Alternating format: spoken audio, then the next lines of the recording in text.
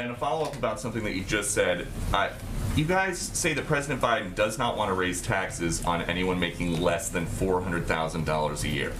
But there's a new Fox poll that finds 83% of registered voters are noticing bills for groceries and everyday items increasing. So how is that any different than a new tax?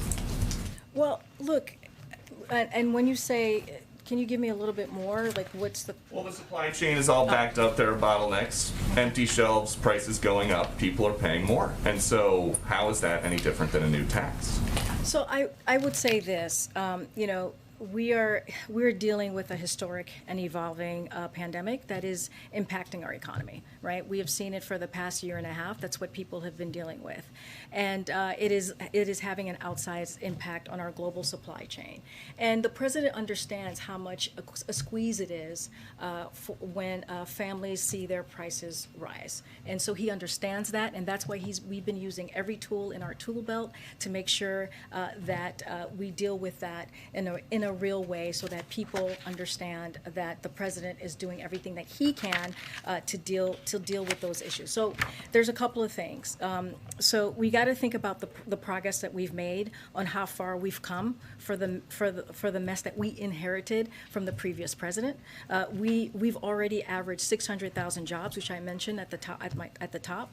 Those are jobs per month, compared to just 60,000 before we came in. That's almost 5 million total in 8 months. We've increased economic growth projection for 2021 and more than have new unemployment claims. So we're in a different place than where we were before the president came into office. And so we're going to continue building on basically the American Rescue Plan. This is why we're trying to pass the president's domestic economic policies. And to that point, the minority leader in the House, Kevin McCarthy, wrote a letter to the president. He says we must address the global supply chain and ports crisis before Congress even considers additional social spending and taxation legislation. Is that something that you would consider?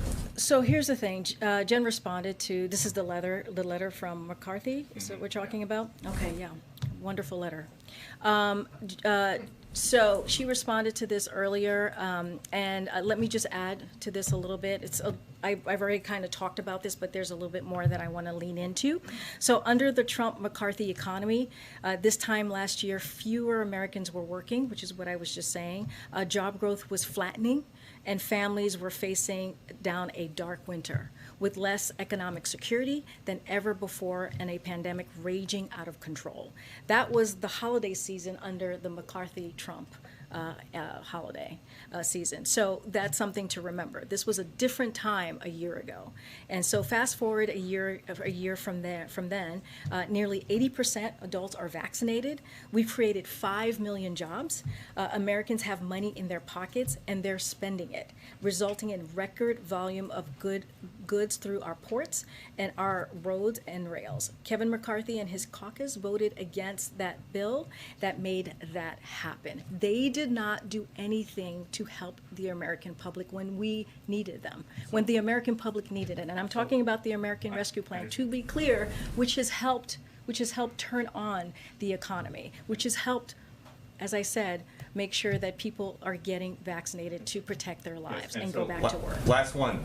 Are you saying that as you compare holiday season this year to holiday season last year, are you saying that if Christmas gifts don't get delivered this year because the supply chain is backed up because of bottlenecks, that people are going to blame Donald Trump, or are they going to blame Joe Biden?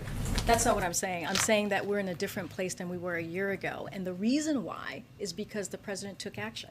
The reason why is Democrats came together and they passed the American Rescue Plan, put checks into pockets, made sure that we were dealing with the issues that pushed women out of the workforce, which is the child tax credit, child care, all of those things that really benefited everyday people who were being left behind. Now what we're doing is we're making sure that we continue the investment, right? The Build Back Better agenda, BIF, the bipartisan infrastructure bill, which 19 Republican senators voted for.